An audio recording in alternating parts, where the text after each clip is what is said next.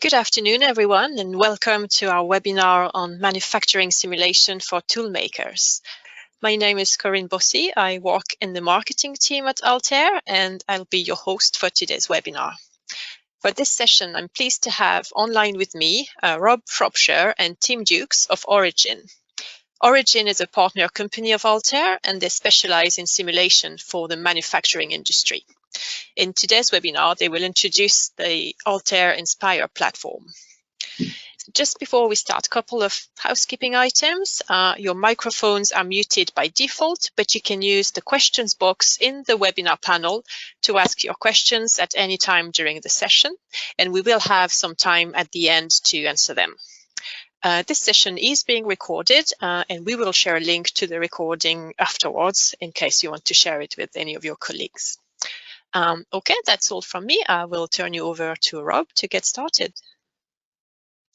Thanks, Corinne. Thanks for the introduction. Hopefully you can all hear me okay and see the screen. Yeah, a warm welcome to today's webinar. Runtime will be about 50 minutes, so as Corinne says, plenty of time for questions. So do get them in the chat box. By way of introduction, I'm Rob Shropshire, and I lead the sales and marketing side of Origin. I won't be doing a lot of the talking today, but will be your point of contact should you want to talk with us further afterwards.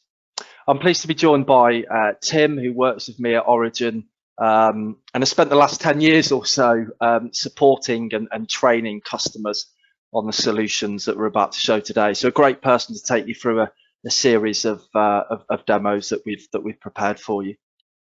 In terms of a quick agenda, only a few minutes from me, just explaining what the Altair Inspire suite is and what issues we're trying to address. And then we'll quickly pass over to Tim for those demonstrations. The demonstrations for each segment are designed to be short and snappy for time reasons, but it should give you a good enough idea in terms of how you might set up a simulation and what types of results you're able to study. We'll start with mold flow, then casting, and finish off with metal forming. So do try and stick around for the Q&A at the end to let us know whether you would like anything further from us. Finally, it is kind of unusual for us really to try and cram so many products into one session. We hope this is going to be valuable to you, but as it's our first time trying to sort of take this approach, there will be a survey as you sort of close the webinar down. So if you don't mind leaving some feedback, let us know whether it's rubbish or let us know whether you enjoyed it, just so we can try and improve it for the future. So as Corinne said, Origin are a UK based reseller of Altair solutions. So we provide both the support and training to help customers get the most out of the solutions. We do focus specifically on UK and Ireland and solutions really that help companies to identify defects in the manufacturing process. So that would include things like mold flow, casting, forming, and also extrusion cases, as well as some additive processes. But we do also provide some more, I guess, generic product-based simulation for things like stress analysis, fluid flow, and thermal analysis as well. So we won't be covering the latter today, but certainly if you've got questions on them, we can talk to you about those. So there are, of course, lots of opportunities and benefits to adopting simulation, but it's not without its challenges. I think it's worth talking about a couple of those and how we think Altair perhaps helps. The first is licensing costs. The reality is that many companies just can't afford to buy the software in the first place, or they can't justify it.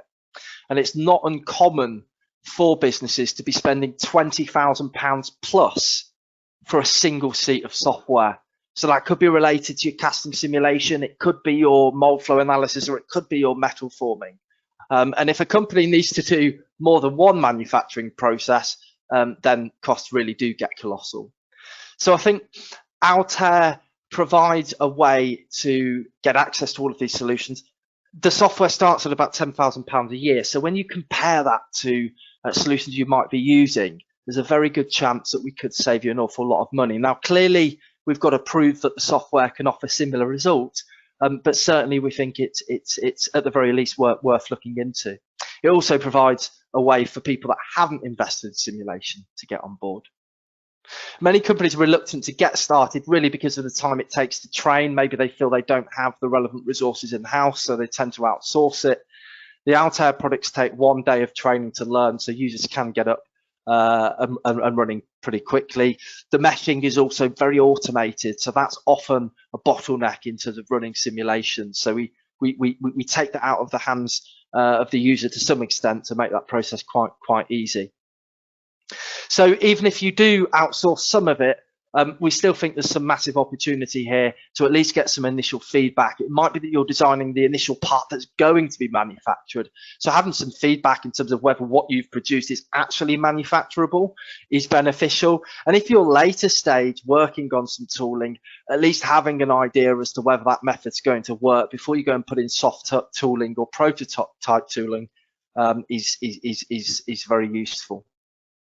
Another issue that we come up against with customers is often, well, we need the material to match what we're doing in real life, particularly in casting and plastics, making sure that the material properties actually represent what you're using day to day. So the whole product suite is backed by quite a comprehensive material data center, which allows you to get those materials in, and we can help you with that as well. So that's worth bearing in mind. Just before I just spend 2 more slides just on the Inspire product and what's in it, it would be useful just for us to know how many people actually use simulation at the moment. So I think Corinne's just about to pop a poll on the screen. Just let us know whether you use it.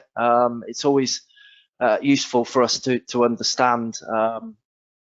You know, clearly if you're not using it, then you know it's a good opportunity for us to perhaps explain and describe why you should be using it. And if you are using it, it comes back to the latter point in terms of whether we might be able to offer something that's a lot cheaper that delivers the same results. So Corinne, just let us know when you want to shut that one down. Yeah, I'm just going to leave it up for a couple of seconds so people can vote. Let's see. I think almost everybody has voted. So let me just close that. And actually, let me share the results on the screen as well so we can see who's we've got online.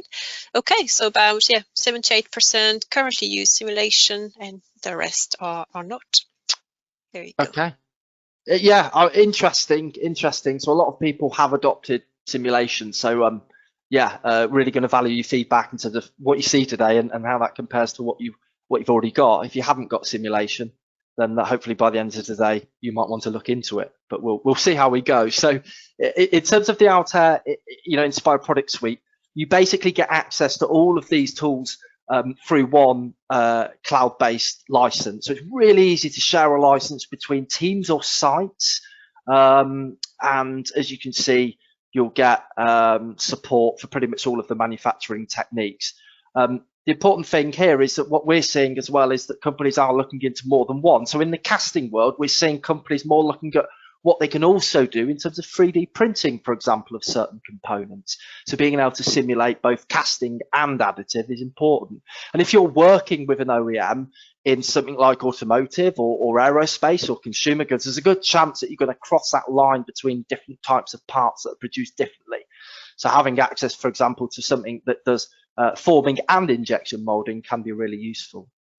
As I mentioned earlier, as well as the manufacturing simulation, it's important to understand that within exactly the same suite of tools, you've also got the ability to do what we would call sort of traditional product-based simulation. So when you're designing a part, you will want to do some stress testing and look at the FEA side of it.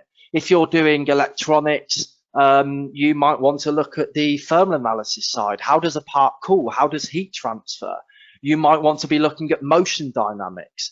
So there's a whole raft of other tools that are available in the same platform. And traditionally, we find that they're in different tools. Typically, you've got a CAD package. You might have a bolt-on for simulation, or you might have a completely different product. And then you're using something different for your manufacturing simulation. So hopefully, this leads to a more integrated workflow. And when we look at how this translates to the product development process, we see 4 pillars, really, to what Altair Inspire Platform offers. The first starts with having a robust geometry engine. So being able to quickly model things and quickly edit lots of different types of file format. And I'm not just talking about solids and surfaces here. I'm also talking about lattice structures. I'm talking about implicit modeling. I'm talking about a software that will allow you to bring in any CAD format that you want, whether it's from SolidWorks, CATIA, Inventor, and being able to work directly with that geometry, come up with a method, and then run the simulation. And as I said, having that ability to do the FEA and CFD as well can be really useful. When you've actually conducted that initial analysis and you've come up with a part design, you may want to optimize that further, again, using inbuilt tools within Altair Inspire, which would include things like topology optimization, which would allow the software to look at manufacturing constraints and basically recommend areas in which you might be able to save weight, which of course will reduce cost and improve performance. And when we talk about sustainability, being able to lightweight things is also important. And again, having that materials database to explore different grades of material, different types of materials, to choose something that's more sustainable or perhaps perform better is also an added benefit. So the focus today is, of course, on supporting that broad range of manufacturing use cases I talk about, forming, casting, injection molding, but just be aware that there's a bigger world, there's a bigger suite of products that you do get access to. Finally, it's also useful to know that it is, I guess, tried and trusted. On the left, you're seeing some of the casting companies or foundries that use the software. In the center, you're looking at companies that use the software for the simulation of form parts. And on the right-hand side, you're seeing companies that will be using the software for injection molding. So it doesn't matter what your size, the likelihood is we'll be able to share a customer story with you of someone that uses it that you feel are similar to yourselves. So that's enough from me. I did promise a short introduction. So now I'm just going to pass over to Tim just to start the demonstration.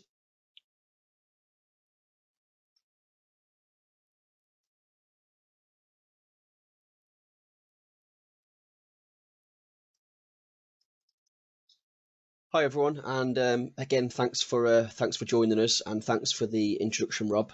Over the next sort of 30 to 40 minutes, I will be taking you through a few of the different tools within the Inspire platform that Rob has obviously previously discussed. Obviously, we feel these tools are very relevant for tool makers, but also for anyone designing plastic, cast or form parts.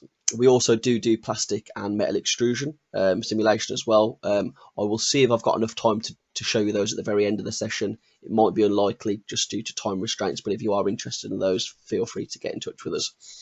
We're going to start with Inspire Mold, which hopefully you are seeing now.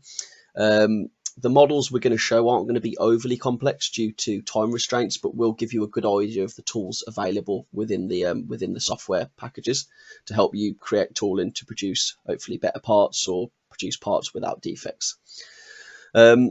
I won't focus too much on the user interface. We like to think it's quite a user-friendly package, and it's the same throughout all the different software tools, so they're very similar, but I'll quickly just show you 20 seconds sort of just so you get a bit of an understanding.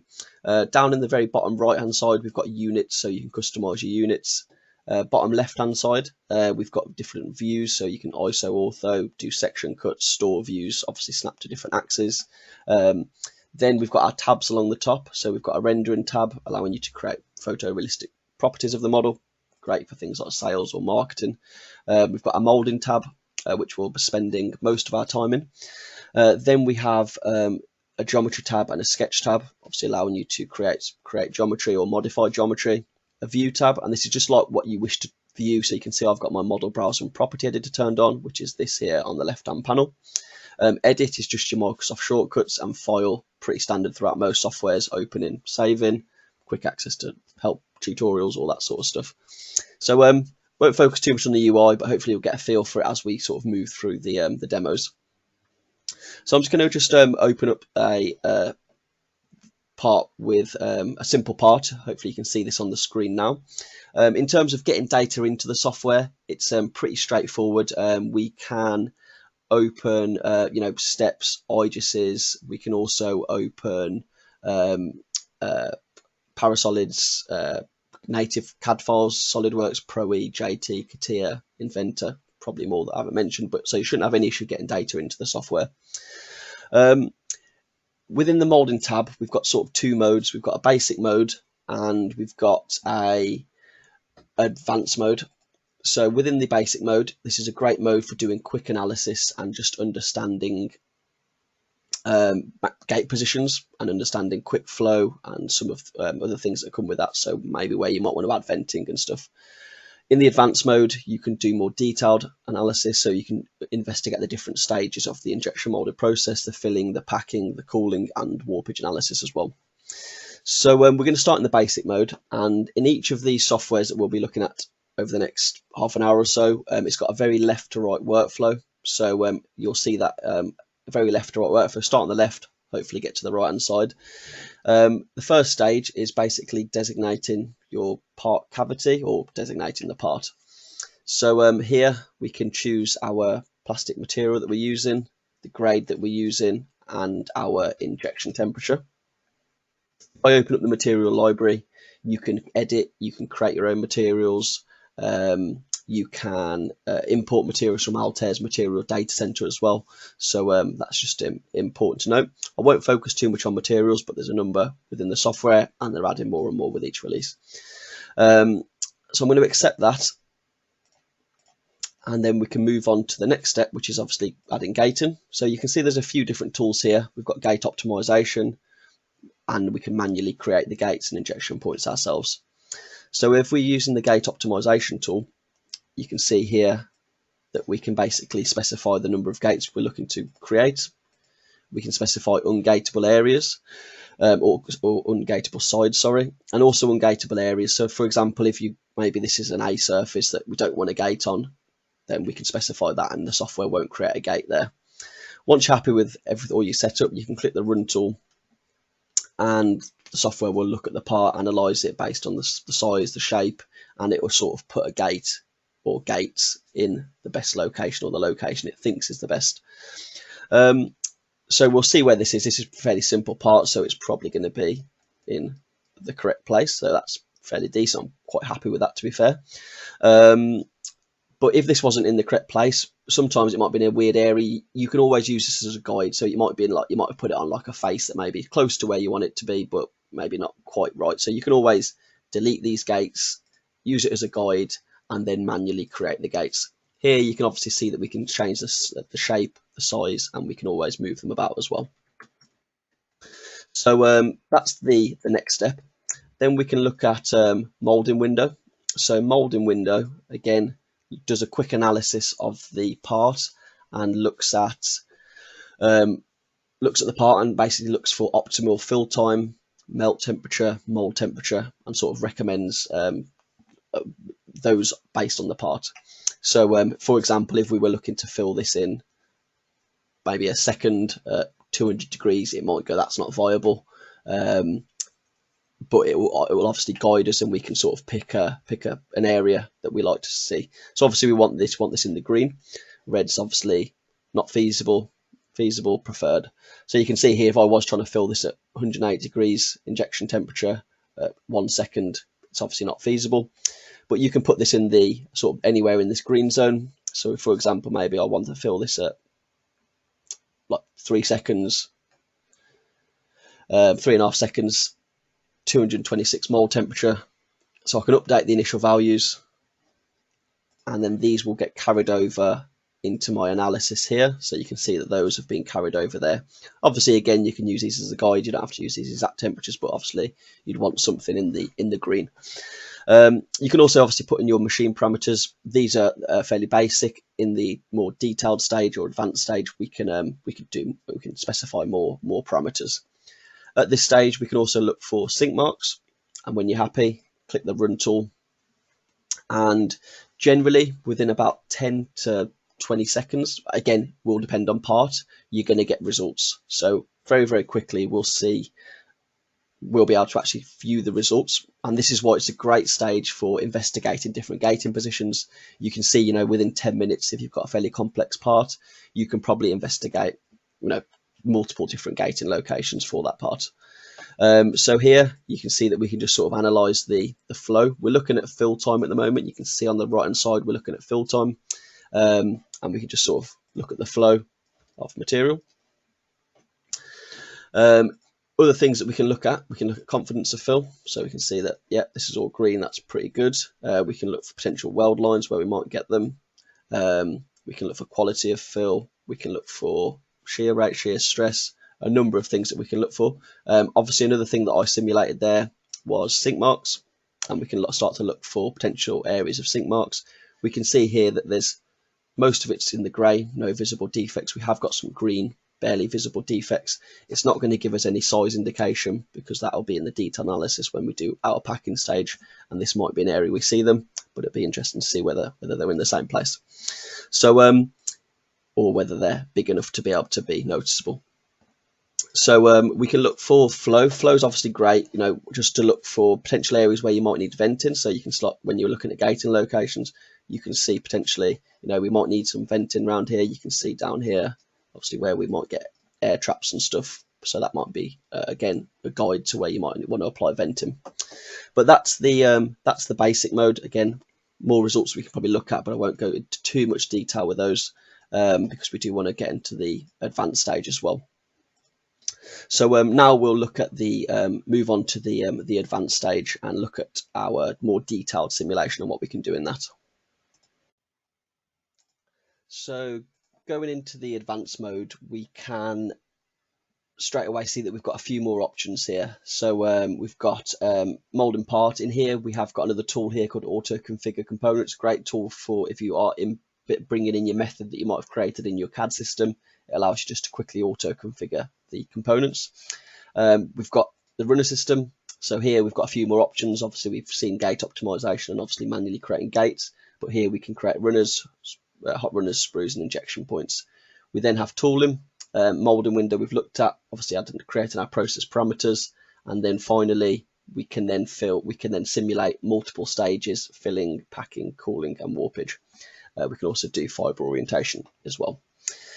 So just to start this off, I won't go through the first stage because obviously we've done that already. We're going to leave it the same material.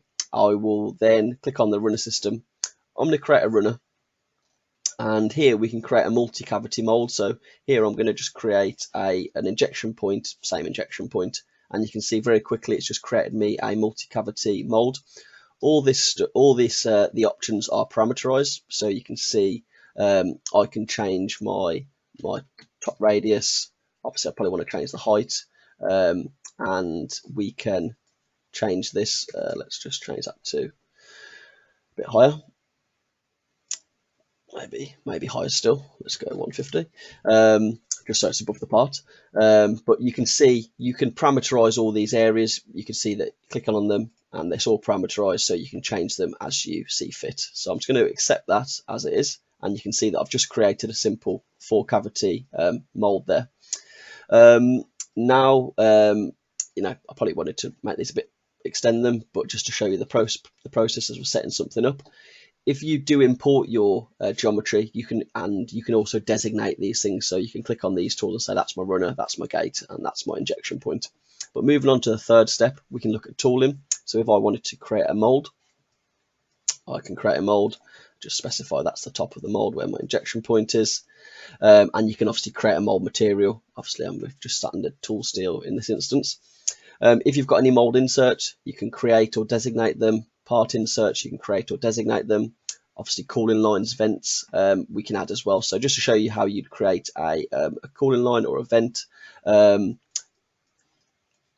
you basically click this tool here, and just, again, this is sort of rough, but just understand, again, everything can be parameterized. I'm just doing this very roughly.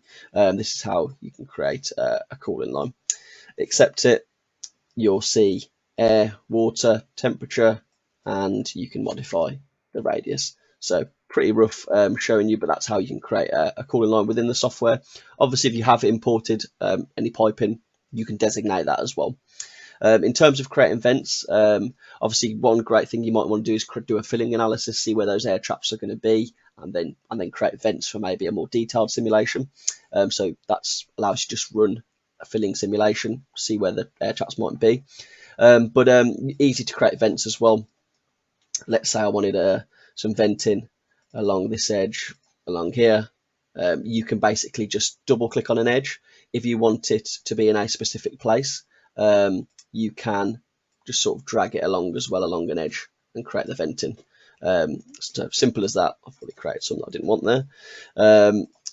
But that's how you create venting in the software. Just drag it along an edge, double click on a face, it'll create it all along those faces. So really easy to create venting within the software as well.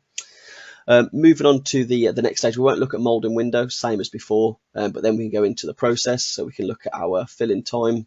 Obviously, it'll estimate that. You might want to decrease that, maybe increase it. You can obviously specify filling time. If you don't want, you can obviously specify flow rate, inlet speed. We can do it that way as well. And then you've got your different stages. So obviously you've got your packing stage, your cooling stage, and you can modify these to suit. You can go into advanced setup as well to get a bit more options. But then again, you've got your machine parameters. So you've got your machine parameters as well. So that's your sort of process setup. And then when you're ready to simulate, you basically can choose the stages you're looking to simulate. So I might be looking to simulate filling, packing, cooling. This part hasn't got any fibers in it, so that's why I can't click that stage. And then you can basically choose your mesh stage. So you can say fast, detailed, or you can basically specify your own element size as well. So if you're going off average thickness, you can modify that. You can choose your own element size, or you can let the software do an auto mesh, and fast will be a coarser mesh. And then as we go into detailed, we'll get a more finer mesh.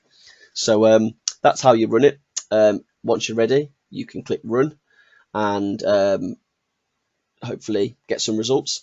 These results won't be as quick as before. We will have to, probably, depending on the size and the mesh and that sort of thing, they're not going to be 20 seconds to get results, unfortunately, at this stage, but you will have to wait, depending on the part, 20 minutes, half an hour, to get your results. And then we can obviously look at the results. So I'm not going to be able to do this live. I will have to sort of Blue Peter them and open some results that I've done previously, which we'll look at now in my other Inspire that I've got open down here.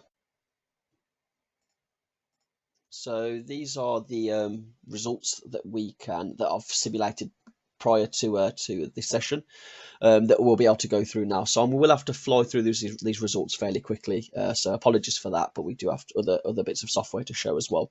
So just do what we're looking at now. We're looking at the fill-in results. So we can see this in our Analysis Explorer here, and we're just looking at temperature evolution as the part fills. If I hit the play button, we can sort of see how this part sort of fills, and the flow pattern as it fills. If you just wanted to view like maybe one of these areas, you can turn the other ones off in your model browser, and you can just view one of these areas as well. So if you've got a multi-part cavity, you don't have to sort of look at all the views. You can just turn the views on a particular area. So we can look at the temperature evolution and the flow pattern as it sort of fills. That's in the fill-in stage. Other things that are obviously useful in this fill-in stage, we can look at air traps. Obviously, this is going to be great to guide us in terms of where we're going to need venting in order to allow the part to fill properly. So here we would then potentially need to apply some venting around these areas in order to allow the part to fill and that air to escape. We can also look for weld surfaces where we're getting fronts of material meeting. This may lead to potential defects, again, depending on where they are on your part. They may be in critical areas. We can look at frozen layers. If you want to section anything, we can put section cuts through the model to understand what's going on inside the model. So that's some filling results. There's going to be a number of filling results that we're just not going to go through. Obviously, we can look at velocities, pressures, a number of stuff, but obviously we just haven't got time to go through everything. So if you have got questions, please do put them in the chat box. We can then move on to the packing stage. In here, again, you might be interested in things like packing pressures. Here we might see sink marks appear if we do have any. So we can look at, let's say, pressures and pressure, and as that part is in this packing stage, and we can go through them. Any of these animations we can record. We can slow it down. We can record any areas we wish. We can put call outs on areas as well to obviously clearly see what is going on in that particular area. But here we can see, we can look for sink marks. In this part, we don't actually see too many sink marks, or none at all. It's predicting just this part is a fairly uniform thickness part, so maybe that's why we're not seeing too much any instances of sink marks in this part. So we can then move on to the cooling stage. Again, you can look at temperature evolution in the cooling stage, how long this part takes to cool down and sort of solidify, fully solidify. Mold temperatures, thicknesses, densities, all that sort of stuff. And then finally we can look at warpage. So here we can look at warpage analysis. We can see how this part sort of warps. This is over exaggerated. Let me just scale this down to sort of 1. Again, we can put call outs on any area, so we can see that this is actually warping by 3.6 mil, and this is the sort of prediction it's given you, so the actual prediction. So we can see how it goes from the original part, to that. So we can see that warpage. As I just did previously, you can obviously scale this, because if you do have small amounts of warpage, you might want to scale this up to understand the direction and how this part actually may warp in reality. So that's always useful. So those are some results that we can look at in the detailed stage, and how we can set up a simulation in Inspire Mold. I have sort of flown through those, so just wanted to give you a comprehensive view of both stages of the software. But if you do have questions, feel free to get in touch and put any things in the chat boxes, and as I say, we'll answer them as we go along. We're now going to look at InspireCast. So I'm going to go to InspireCast now.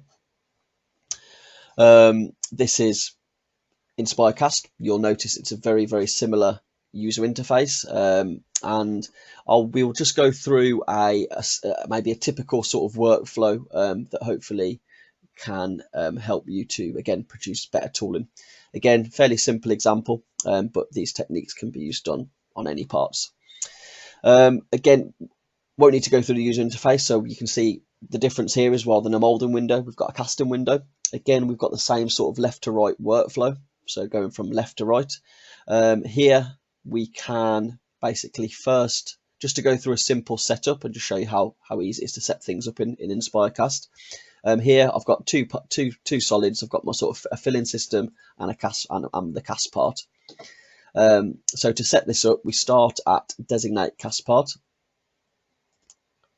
and basically choose the part, specify the material we're using and the grade. If we want to go into the material library, we can see this. We can see all the different standards as well. So if you view them differently, you can see all the different standards, and you can choose a material, and then we're also then choosing a pouring temperature, so we can set that up. If you do have a filling system, you can designate it. If you don't, you can always just move straight on to the next stage and basically let the software create some gates. But if you do have a filling system, you can specify that, and then obviously gravity direction will also be needed to created, and we can specify the gravity direction. The next thing we can do is move on to the second step, which is defining a gate. So you can either define a surface or just basically add a gate, and this is where you'll pour the material. So let's say I'm going to pour it there, and I'm going to accept that. So we can change the size, the shape, as we could in mold with gates and stuff. You can designate a surface as a gate, and then we can start to create some cast components if you wish. So each of these components, you can either create a component or you can designate a component. So if you want to create a mold, you can create a mold, bring that down to the top. If we want to let the software create some risers, we can do that. We can create a sleeve over the top of it. Obviously, depending on the type of casting you're doing, you can create shot sleeves. If you're doing tilt pouring, you might want a crucible, high pressure shot sleeves, overflows, risers, obviously chillers, cores. So we can, again, if we want to let the software create a core, we can do that, and we can designate a material. So just wanted to show you how easy it is to sort of set something up in the software and add components. If you've created your components, whether you create them in our software or in maybe a CAD tool, you could just basically import your method in as well, and basically say that's my riser, that's my filling system, that's my filter, all those sorts of things. Going on to the next step, we can either do a basic setup where we're just specifying a filling time or a velocity, or we can dive into the different processes. So the different processes that we can simulate are gravity, and within gravity we can get a bit more control in terms of fill time. We can specify a spoon height, a flow rate. We can specify tilt pouring. We can also do investment casting. Here we would choose our shell thickness, again mold and mold temperature and mold material. So that's gravity. We can also do high pressure, and here we can do just a simple one where we got our initial velocity and then a phase change velocity, and we can specify the point. Or if we do have a shot sleeve, we can basically set up our time parameters and go into a little bit more detail. We also do low pressure, so similar to high pressure, but there we are doing low pressure. And then again, when you're ready to run, you can basically choose to do a filling or filling and solidification. We can also compute deformation, where we're able to compute sort of residual stresses and again warpage. So that's our setup. What I'm going to do now is open up some some results that I've done previously, just to go through a sort of a simple workflow, showing a few different results and how we can interpret those results and hopefully come up with better tooling based on the results.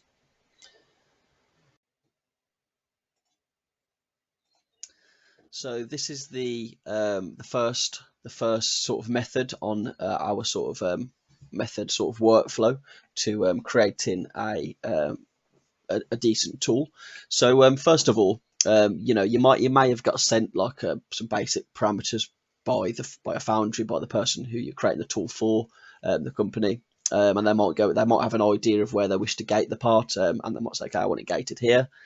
But what's quite nice is we can just add the filling system or just a gate using the software, and then we can run our analysis, and then it will show us where we're going to get potential defects, and then we can come up with another method that will hopefully remove those defects. So just to show you sort of the results that we can go through, this is a part with just a filling system and the cast part. This is just purely filling results at the moment. We're just showing temperature evolution as the part fills. Obviously what hopefully we're looking for is a fairly nice laminar sort of flow as it fills the model. So that's your filling results. Again, same within mold, all the recording, animations and all that can be customized, so I won't go through any of that. But here in the filling stage, we can look for a number of things. We can look for obviously last air, so we can look for potentially areas where we might get trapped air, which in die casting can be quite important, so that might be necessary to maybe do something about those, venting and all that sort of stuff. We can also look for especially high pressure. Obviously last air is really important. We can look for cold shuts where we're getting potential materials meeting, look for velocities, all that sort of stuff too, velocities, mold erosion, all those sorts of parameters we can look at. Again, I won't go too much into the results again, just purely because of time. In the solidification stage, we can look at solid fractions, so sort of last liquid areas. Again, we can hit the sort of play button. Some of this model is already frozen before it's solidified. That's why it was transparent. But we can look for areas where you might get what we call material break off, and that's most likely going to be the areas where we're going to see porosity. So we can obviously see a big area here. That's probably where we're going to get most porosity. There was also an area down here, so we may also get a bit of porosity down there. So going into our demolding stage, we can then look for, again, we've got a number of more results that we can go through. The main ones I'm going to focus on today are things like porosity. So we can see our porosity prediction there. We can see we've got a large amount here. So obviously we need to think about trying to draw that out. And we also do have a small amount here. So as a toolmaker now, you can say, well, what's the best way to get that out? I could add a large feeder here, maybe to get this area out here. I can increase the size of this runner, maybe increase the thickness of the gate to try and draw that back out into the runner. So you might quickly knock up another method. You can either do this in InspireCast, or you might have a CAD tool, but really quick and easy to knock up another method, and you'd simulate that. So jumping on to sort of the next results, separate results, you may come up with a method that looks like this. So you can see we've got a large feeder here. I've added a few more casting components. We've got a filter. You can see I've thickened the size of this runner bar here. So hopefully by doing that, we'll produce a defect-free casting. Obviously, again, we'd simulate it and we'd see what results we get. So these are now the results that I'm showing. Again, I'll just show a quick fill-in analysis of this part, which we can see now. So again, we can see how the part sort of fills.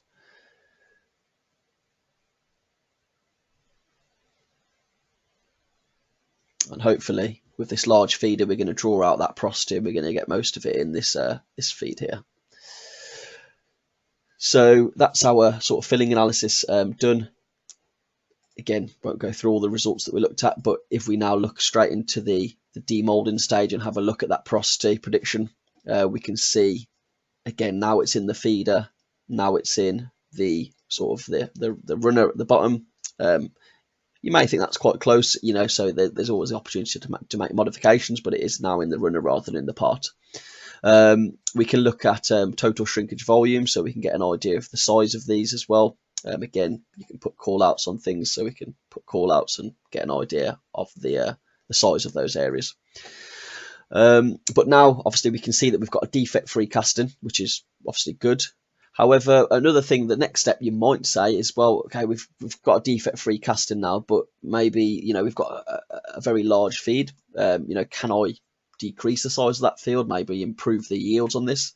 If I look at the mass or the weight of this method now, if I click on here, we can get an idea of the mass. So we can see it's a mass. The method math is 37.8 kilograms. You know, can I decrease that by 10%? Maybe depending on how many of these I'm going to make, that might be quite a large yield saving. So you might do another simulation. Again, if I now go into my third simulation, you can see I've done something very, very basic here. Just chop that feed quite drastically down. So now I've got a feeder that's, like, you know, much smaller. And if I look at my yield, or mass, sorry, of the method, we can see it's 33.5 kilograms now. So around 4 kilograms lighter. So, you know, just over 10%. If we look at our results now, is that feed big enough to obviously still draw out that porosity in the part? Well, we can have a look at the results and have a look at our porosity, and we can now still see that the porosity is in that feed at the top, and we can see that there's none here as well. Well, that's the prediction. So that's just a simple, you know, workflow that tooling engineers could use and use InspireCast to sort of help them again produce better cast parts, you know, defect free, and even, you know, optimize yields as well and improve yields in casting. So the final tool that we're going to look at now is Inspire Form. So that's the next one, which is obviously for formed sheet metal parts or stamped.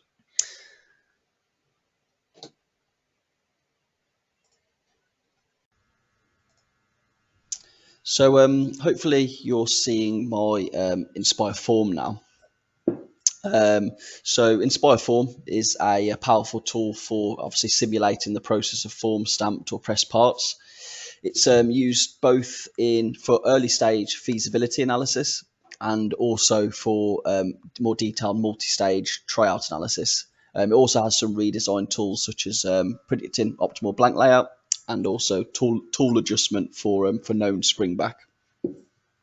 We're going to take a detailed look at the feasibility stage just due to time constraints. But if you see or don't see something and have any questions, please ask away. And you know, if you do see something or you want a more tailored, detailed demo at a later date, just get in touch and we're happy to do that. So as in all the other softwares, the first thing to do is import your CAD part. This could be a surface or a solid. In this instance, we've got a solid part, which we can see here. So the first step within Inspire Form is to basically extract the mid-surface of this tool. As in the other softwares, we do have a left to right workflow, which we can see here. So the first step is to extract the mid-surface, which you do basically just by clicking on the part, and it will all automatically work out the thickness based on obviously the CAD model, and then we can just hit apply, and we'll end up with our mid-surface. If for any reason you can't extract the mid-surface due to non-uniform thickness part or any other reasons, you can use either the top or the bottom surface of your part. So we can see that we've got our mid-surface now. It's now got no thickness. You can modify the thickness if you want by right-clicking. So if you are investigating materials to slightly different material thicknesses, rather than obviously changing your CAD part, you can literally just do that within the software. But the next step is to do any defeaturing if needed. I won't go through all the tools here, but you can see we can use our hole tool, and we could just fill in or get rid of that this hole here. And we can also use our cutout tool to defeature things like this. So I won't go into too much more, but that's how those tools work. Moving to the right hand side, the next stage is obviously to add choose a material. So we have a number of steels and aluminiums. You can create your own materials. If you look on the right hand side, you can see our material properties. So we've got our elastic properties, plastic properties, our form and limit curve. Obviously you'll see your stress strain curves, all the material information you need to obviously do these simulations. And you can create your own as well. So if you want to choose a material, you can see here we've got steels, aluminiums, and you can choose whichever material you're using, click create, and then you can specify that material by right clicking here. Moving on to the next stage is to basically choose your stamping direction. So you click on this tool here. The software will automatically try and work it out based on the part shape, but that may not be the stamping direction you wish to use. You can define it to a surface. So if you click on a surface, it will orientate to that, or you can use an axis. So you can use an axis as well, and you can just manually move this around yourself. If you use an axis and you see this, obviously this red and yellow shading, you'll know that you've got a negative draft angle, so which obviously means that it's probably not feasible to form this part in that direction. So that's just based on these angles up here. I'm going to specify the y-axis because I'm happy with that direction for the stamping, and I'm going to accept this. If you do have any symmetry, you can add symmetry planes as well. And the final stage for setup here is basically specifying constraints. So if, for example, we can add a pin, we can add a blank holder, and we can add draw beads. If I click on I'm going to add a draw bead, I'm going to just specify the surfaces that I'm going to add this to. And I'm going to click create. We can modify the forces as well. So you can see here, we can modify the forces. I can click low, medium, high, or obviously I can type in a custom force as well. So I'm going to accept that. And then the final thing is to basically run our analysis. So quite a quick setup, quite a quick and easy setup. And now we can move on to analysis, where we're basically choosing our operation, whether we're doing a crash or a draw, choosing our mesh size, specifying our friction coefficients, and then specifying whether we want to simulate for spring back as well. Once you're happy with that, click the run tool, and the software will obviously run the simulation. The feasibility stage is very, very quick, so it's a great stage for obviously just quick investigations of models. Maybe you're investigating different material thicknesses, maybe investigating different materials themselves. It's a great stage for that because of how quick it is. We can see that it's already gone past that the actual drawing operation. We'll have results for that, and now it's in the spring back operation. Rather than wait just because of time constraints, it will only take a few more seconds, but because of time constraints, I'm going to just jump into one that I've already got results for, which we can see here.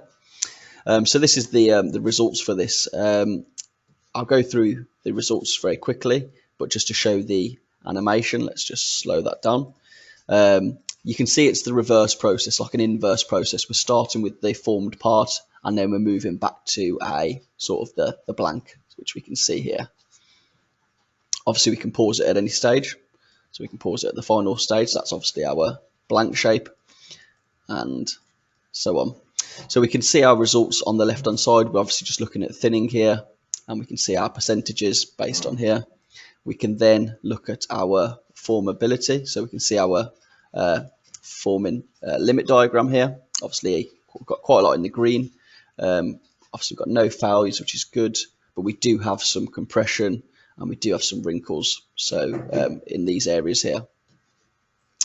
Obviously, other things we can look for here is press tonnage, stress strain, and other things as well. Obviously, we have simulated for springback as well, so we can always analyze that and see where springback may occur. So we can see this here, and we can see if obviously in these red areas, that's where most likely areas for springback. Any results, obviously, again, you can put call outs on it, so we can see a 0.5 millimeters springback in that location, 0.4 in that location. In the feasibility stage, we can also run a report. Obviously, if you are running a report, you basically click this button, it'll create a PowerPoint. PowerPoints can be customizable, and you can choose what results you will have in here, and that'll create you a PowerPoint. And another thing we can do is we can do blank layouts and nesting as well. So we can just to optimize, to show optimal material utilization. So if I click on this one, just to show a quick result, we can see here our blank layout. We can look at material utilization. If we just look at that, that's obviously nested, and you can specify on a coil.